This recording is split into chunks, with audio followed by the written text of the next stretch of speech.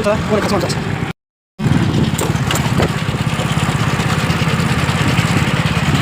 नमस्कार मित्रांनो, खास माणूस गॅरेजवर. तर बघू चला कोण आहे खास माणूस आज.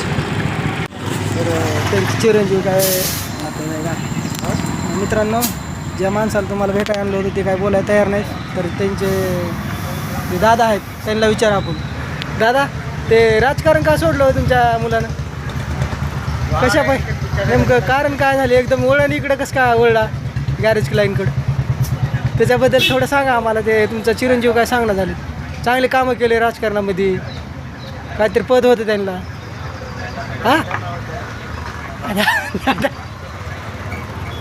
दादा बोला काहीतरी. काहीच नाही का? असं कसं दोघं बी काय सांगण्यात आला?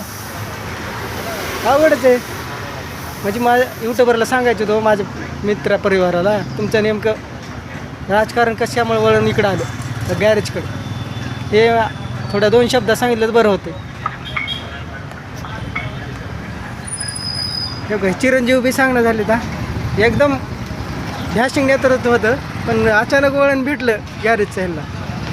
तेच बोलणं झाले त्यांच्याबद्दल, कशाबद्दल काय झालं काय नाही पैसा कमवायचा ना सांगणं झाले.